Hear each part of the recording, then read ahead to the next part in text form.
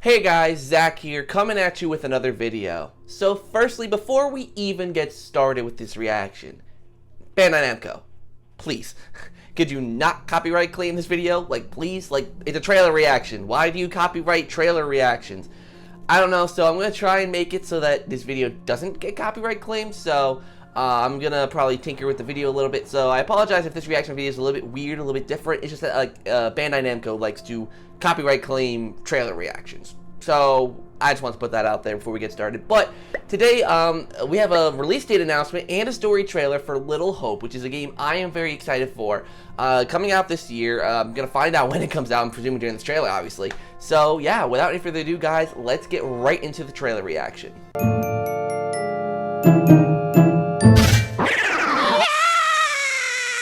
Alright, here we go. Peggy 18. Alrighty. PlayStation. Abandon all hope, ye who enter here. Going the wrong way. It's fine, just a quick detour. Okay. Ooh, it's gonna be a spooky, like, ghost kind of story. I like that. That's what it looks like. Where are we? We're near Little Hope. It sounds like a fun place. Funnily enough, Little Hope does have an interesting and dark history. Ooh, hold on, wait. This fog just appears. It's not natural. This gonna give me Silent Hill 5 The lost. fog won't let us go anywhere except into the center of town.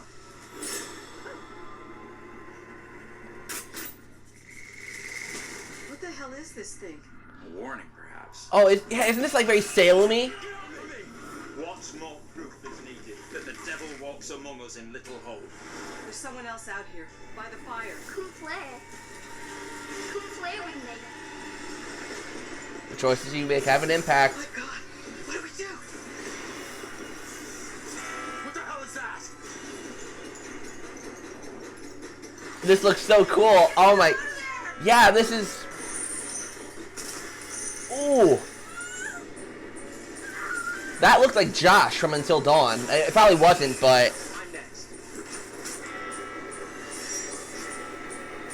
2-player online. Okay, okay.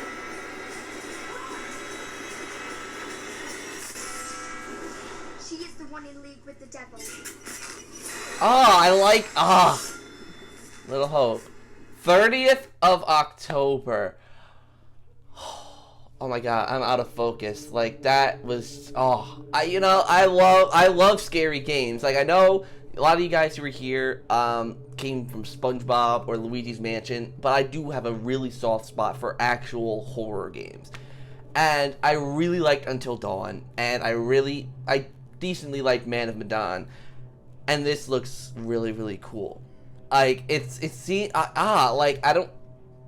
don't know exactly how to describe it. Like, it gives such... Okay, so hold on. So, one thing that we learned... well, I mean, this is something I think we've known the whole time.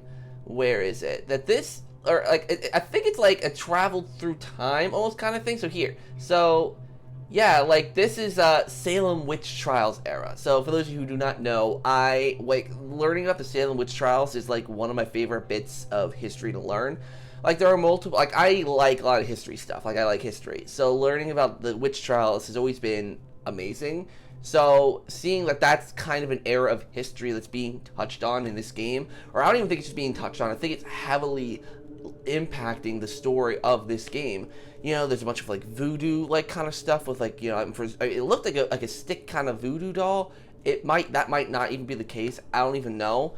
But, yeah, it just looks so good. Like, the characters, there's one character I swear looked like Josh from Until Dawn, but I'm pretty certain that's not the case. But yeah, I think it was him that kind of looked like Josh a little bit. But overall, like the game looks really, really good. Let me quickly actually talk about concerns and other stuff like that I have for the game. Not even just concerns, but things I really want them to implement in this game, because for those of you who don't know, basically these developers have made 2 decision choice matter games before this one.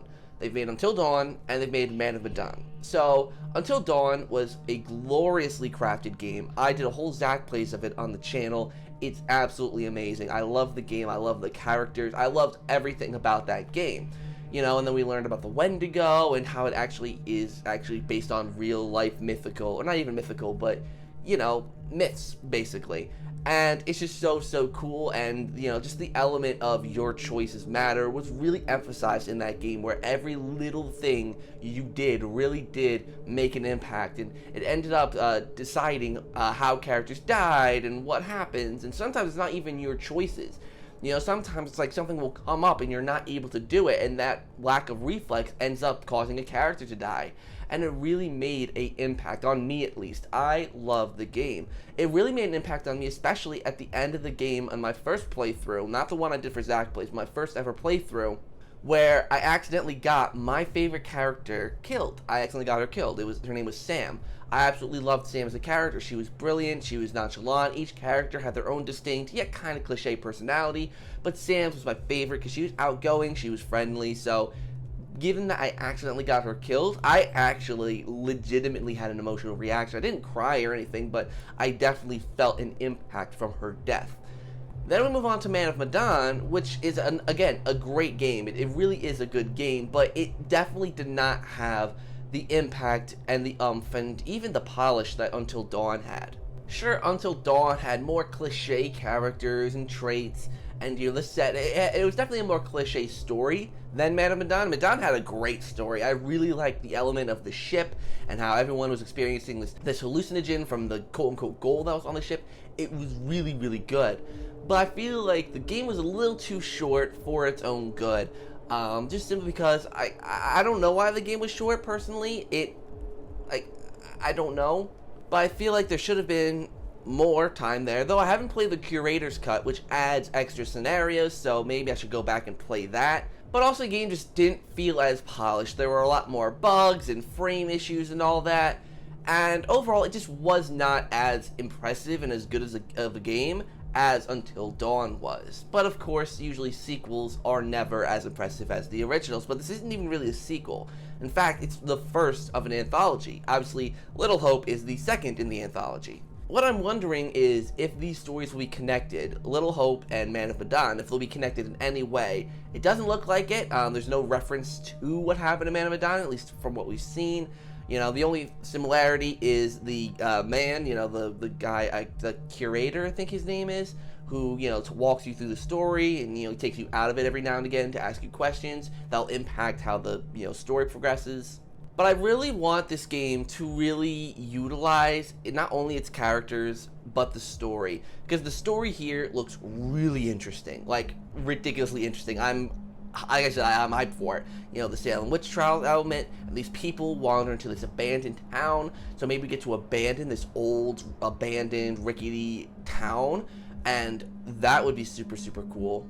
But again, I really want them to really add some beef to the story, make it bigger and longer. Now again, quality is better than quantity, so I'd rather have a short game if it meant having a better experience. But I mean, Man of Medan only took me about 4 to 5 hours, I think, to beat, like my first playthrough. And of course, when you play different playthroughs, you get different scenarios, whatever. But I really want something that's beefier, and when I come back, it will, you know, obviously give me even more juicy new stuff. And I really want the characters to be improved here because, like I said, Until Dawn had a great cast of characters. It had characters I loved and characters I hated, which was perfect. You're supposed to have characters that you love and that you hate. That's how human emotion works. You feel characters that you connect with. Like I connected with Chris. I thought he was a really cool character. Obviously, I really liked Sam. And then I didn't really like Jess, Emily, or Ashley. So you really connect and feel certain ways about different characters.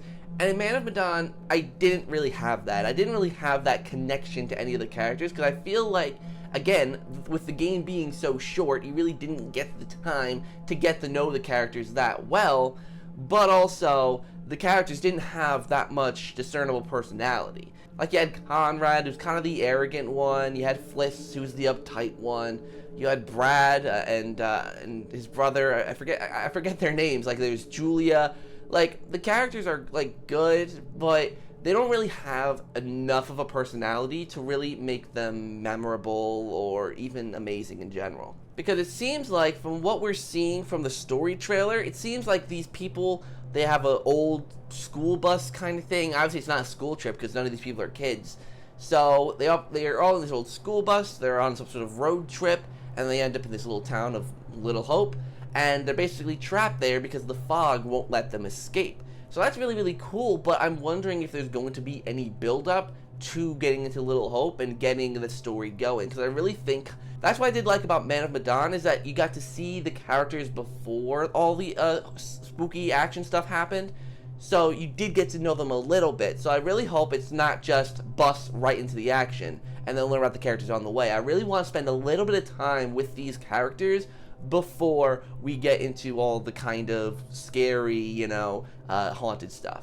But overall, guys, I'm definitely excited for this game. It's a perfect Halloween title. Again, with like with Luigi's Mansion 3, a little bit late for a Halloween title because, you know, people are going to be playing it. It's probably take a couple days for people. Well, then again, if it's coming out right before Halloween, you know, people will be playing it on Halloween. So, I don't know. I think it's really, really good looking. But again, you know, that's just visuals. There's really no gameplay here.